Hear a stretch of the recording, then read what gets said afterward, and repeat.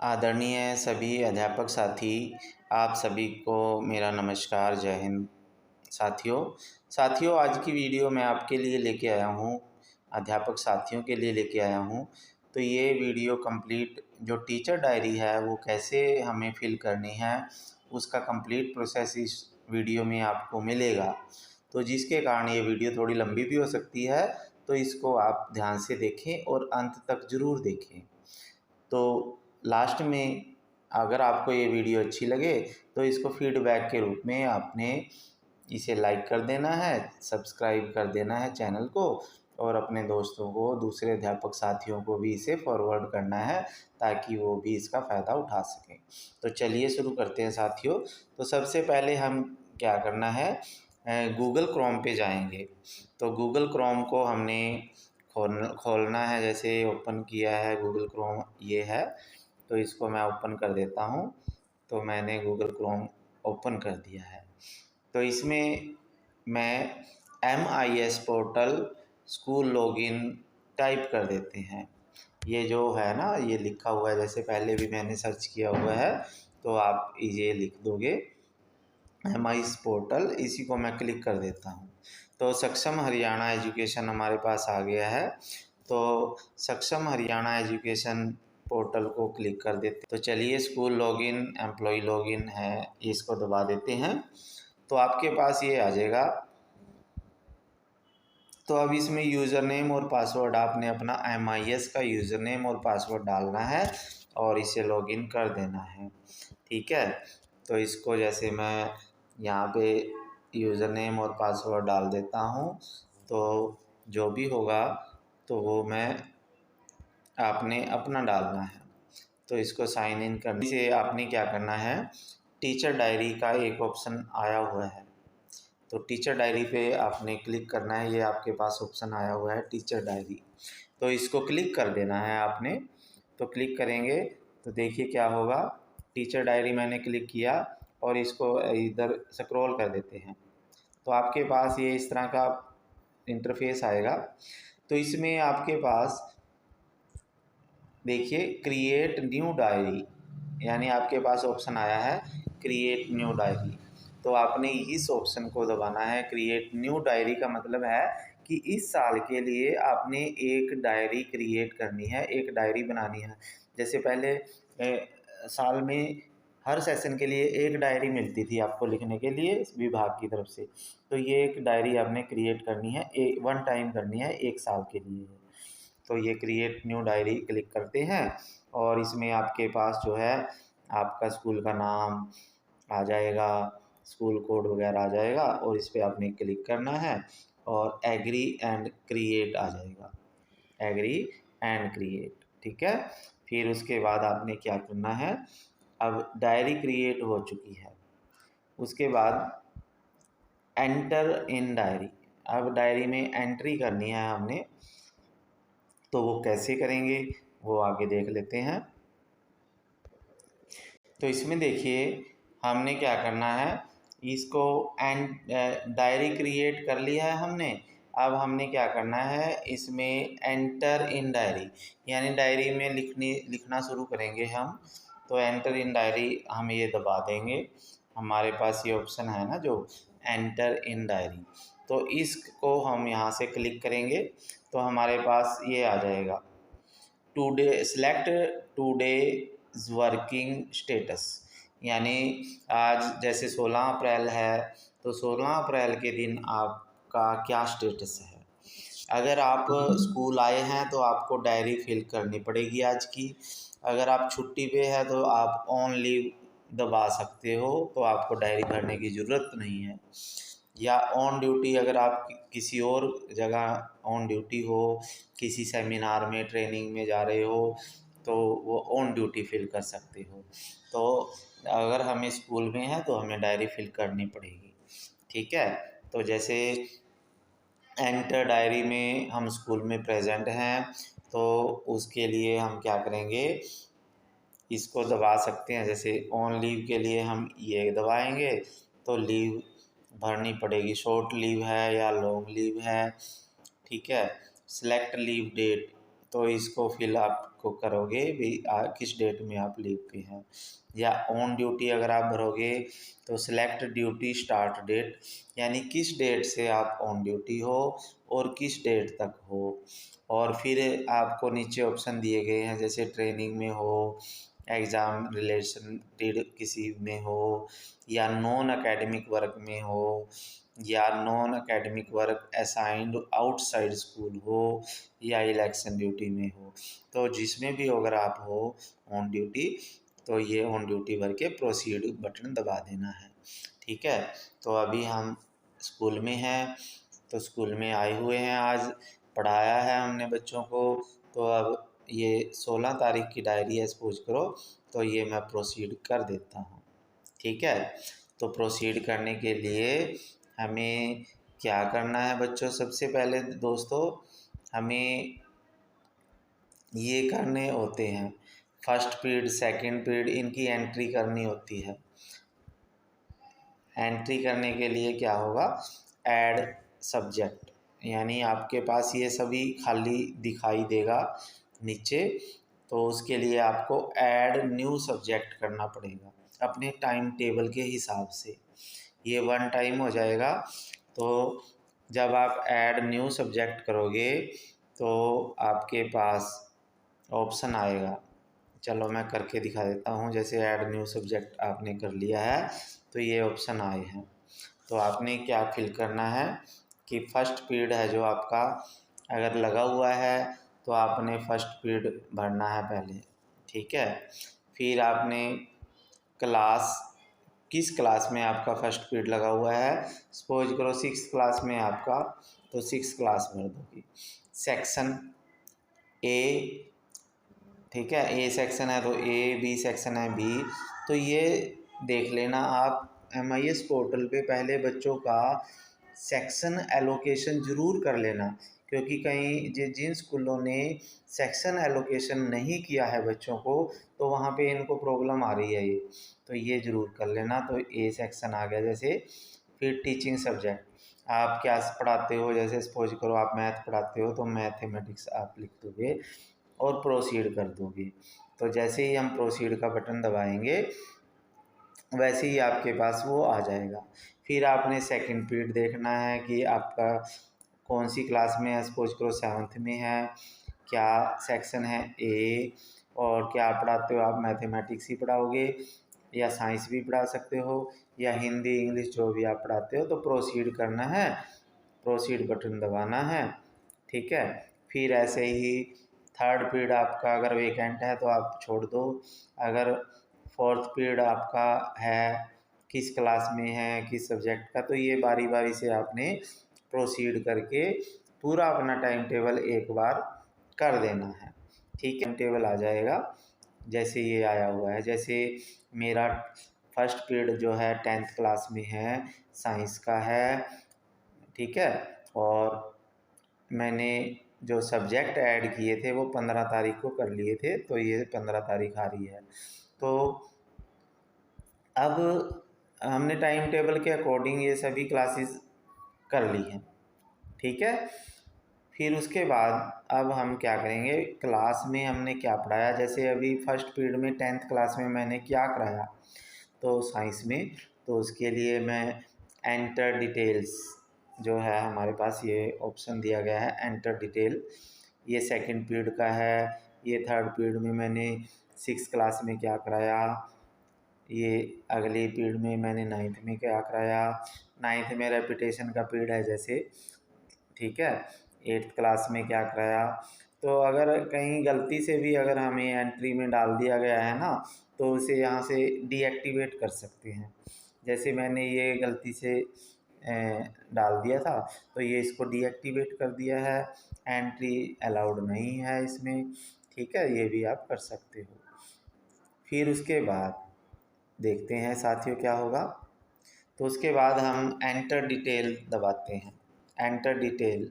ठीक है, तो जैसे हम एक पीरियड में करेंगे वैसे ही सभी पीरियड में करेंगे जो जो भी हमने कक्षा में कराया है बच्चों को काम। तो एंटर डिटेल्स में देखिए ये आ गया आपके पास। तो प्रैक्टिकल थ्योरी टेस्ट, यानी आप कक्षा में क्या अगर प्रैक्टिकल करवा रहे हैं तो प्रैक्टिकल दबाओगे। अगर थ्योरी करा रहे हो, जैसे प्रैक्टिकल कराया मैंने तो प्रैक्टिकल के बारे में लिखूँगा। अगर थ्योरी कराई तो थ्योरी के बारे में लिखेंगे। ज़्यादातर टीचर्स थ्योरी वाले हैं, जैसे हिंदी है, इंग्लिश है, जिनमें जैसे साइंस में प्रैक्टिकल्स होते हैं और फिजिकल में भी प्रैक्टिकल होते हैं, तो जिनमें प्रैक्टिकल सब्जेक्ट है वो कर सकता है। अगर आपने टेस्ट लिया है तो टेस्ट के बारे में, अगर आपने थ्योरी पढ़ाई भी है और टेस्ट भी लिया है तो आप ये ऑप्शन दबाओगे। तो अभी मैं थ्योरी के बारे में बता देता हूँ, ठीक है। मेन थ्योरी है, थ्योरी के बारे में बता के हम प्रोसीड कर लेते हैं। तो प्रोसीड का बटन दबा देते हैं, ये वाला है प्रोसीड का बटन, तो इसको दबा देता हूँ मैं। तो ये दबा दिया है, ठीक है। तो इसके लिए हम क्या करेंगे, देखिए साथियों, तो ये आपके पास ऊपर आ चुका है भाई, आपका 10th क्लास में, ठीक है, सेक्शन ए में फर्स्ट पीरियड है ये, ठीक है। ये पहले से ही हमने फीड कर लिया है ये। तो अब हमने देखना है कि 16 तारीख को, तारीख भी मैंने 16 फीड कर ली थी, तो उससे पहले हम तारीख भी भरनी होती है। तो फिर उसके बाद आपके पास क्या है, ये डेट आ गई, ये तारीख, चैप्टर नेम, यानी आपने कौन सा चैप्टर, कौन सा पाठ 16 तारीख को पढ़ाया है कक्षा में, कक्षा 10 में या जो भी आपकी कक्षा है उसमें आपने कौन सा पाठ पढ़ाया है, उसका पाठ का नाम आप लिखोगे यहाँ पे, इसको यहाँ पे लिख के, और जो भी पाठ है आपका, जैसे मैं अभी 10वीं में रासायनिक अभिक्रिया एवं समीकरण पढ़ा रहा हूँ, तो मैं गूगल से बोल के भी लिख सकते हैं हम इसको, जैसे लिख लेता हूँ मैं, रासायनिक अभिक्रिया एवं समीकरण।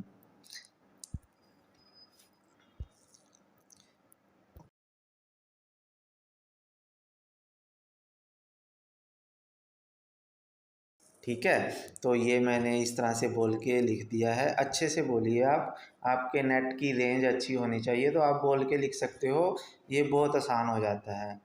और इसमें आपने टॉपिक कौन सा कवर किया है, तो मैंने जैसे टॉपिक कवर किया है कि रासायनिक अभिक्रिया और समीकरण में जो टॉपिक है, अभी मैंने इस चैप्टर में क्या पढ़ाया है बच्चों को, ठीक है। ऐसे ही आप हिंदी में पाठ में आपने क्या पढ़ाया, बुक रीडिंग कराई है, एक पैरा पढ़ाया है, या टेक्स्ट बुक में पढ़ाया है, या कहानी या पोएम कुछ भी कराई है, ऐसे भी आप, या मैथ में जो चैप्टर कराया है, या कौन से क्वेश्चन कराए हैं, किस एक्सरसाइज के कराए हैं, ठीक है।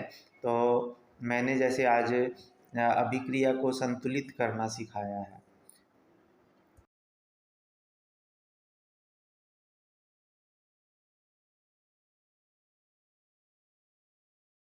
ने बताया है, तो ये इस तरह से मैंने बोल के लिख दिया। अब उसके बाद आपके पास है दोस्तों teaching method approach. Teaching method approach में देखिए आपके पास ऑप्शन है कि आपने लेक्चर दिया है, लेक्चर में क्या होता है, ये है जैसे लेक्चर विधि है। लेक्चर में तो आप खुद बोल रहे हो, बच्चों को कोई बोलने का मौका नहीं मिल रहा है, तो लेक्चर मेथड ये कॉलेजों में, बड़ी क्लासों में ज़्यादा लागू होता है। तो इंटरेक्टिव मेथड सही रहेगा, क्योंकि इसमें आप भी बोल रहे हो और बच्चों की भी इंटरेक्शन हो रही है, ठीक है। या आपने कोई एक्टिविटी कराई है अपने चैप्टर से, पाठ से संबंधित, तो आप एक्टिविटी बेस्ड भी लिख सकते हो, या कोई अन्य मेथड भी आ सकता है, जैसे आपने कोई गेम कराई तो वो अदर में आ सकती है, ठीक है। या आपने कोई मॉडल बनवाया, या आपने कोई बच्चों से क्विज कराया, तो इस तरह से अदर में आ सकते हैं, ठीक है। तो मैं जैसे इंटरेक्टिव, ज़्यादातर जो है इंटरेक्टिव रहेंगे टीचर्स, क्योंकि इसमें बच्चे और टीचर दोनों इन्वॉल्व होते हैं। फिर जब भी हम पढ़ाते हैं लेसन, क्या हमने उनसे कुछ पुराने प्रीवियस नॉलेज टेस्ट की, यानी उनकी नॉलेज को हमने जज किया कि उनको कुछ आता है पहले या नहीं, जो मैं चैप्टर करा रहा हूँ। जैसे रासायनिक अभिक्रिया और समीकरण पाठ पढ़ाया मैंने, तो उससे पहले क्या उनको रासायनिक अभिक्रिया के बारे में पता है, तत्वों के बारे में पता है, या रासायनिक परिवर्तन क्या है उसको पता है, तो मैं ये पूछ सकता हूँ। तो ये आपने यस या नो, यस करना है, आपने क्वेश्चन पूछने हैं। अगर नहीं पूछे तो पूछ लेना, ठीक है। फिर आपके पास आती है TLM यूज। तो आपने जब भी ये पाठ पढ़ाया है तो उसमें आपने कौन सी TLM यूज की है, तो वो देख लेते हैं। इसमें ऑप्शन है हमारे पास। TLM में देखिए क्या क्या है। आपके पास है ब्लैक बोर्ड है। ब्लैक बोर्ड सभी कक्षाओं में होता है। आपने ब्लैक बोर्ड यूज किया या नहीं किया, तो ये करना चाहिए। फिर है चार्ट है, डायग्राम है। अगर आपने कोई चार्ट बनवाया है टॉपिक से संबंधित, कोई डायग्राम है, ग्राफ है, इनका यूज किया है या नहीं। टेक्स्ट बुक, टेक्स्ट बुक का यूज़ तो सभी करते हैं। टेक्स्ट बुक रीडिंग करवाते हैं बच्चों को, उनको लेसन समझाते हैं उसमें। जब भी हम कोई नया पाठ शुरू करते हैं ना, तो टेक्स्ट बुक का यूज़ ज़रूर करें सभी।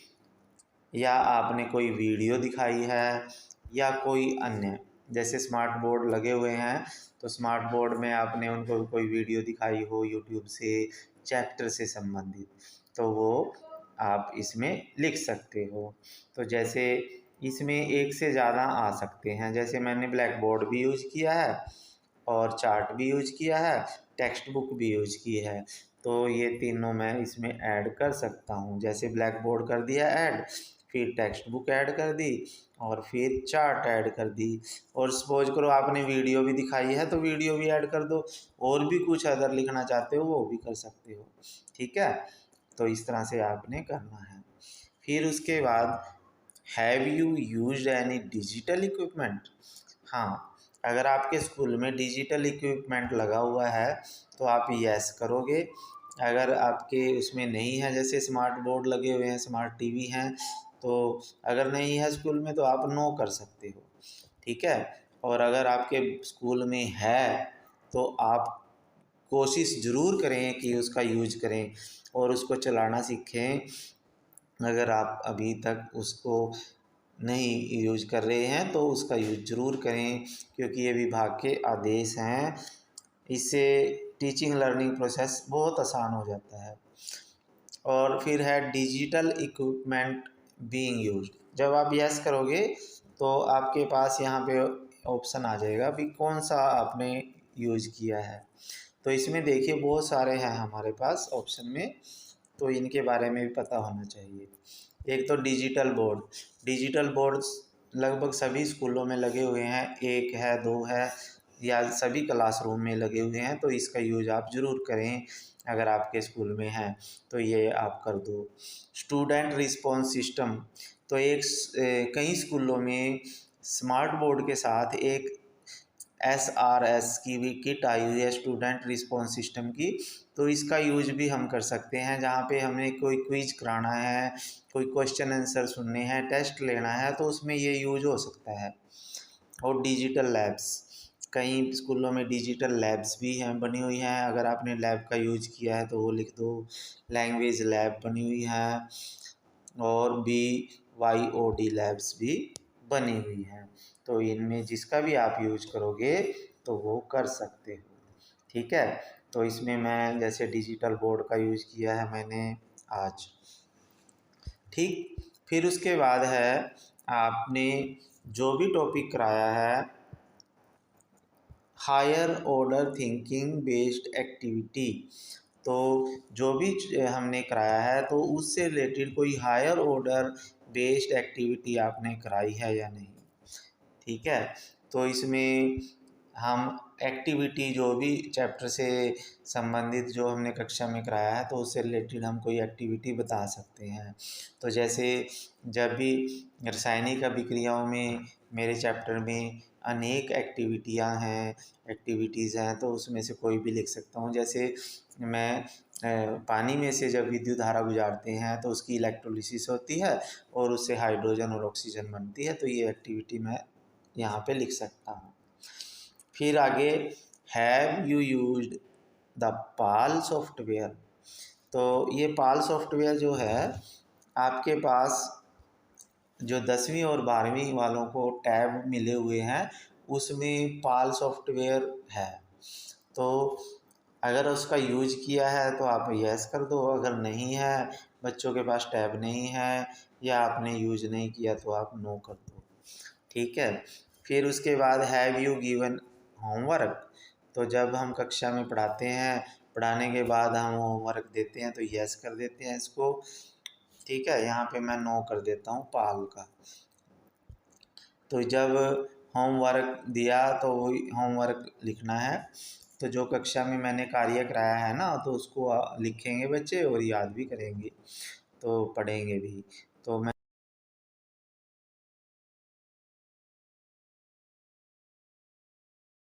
दोबारा से टाइप कर देते हैं।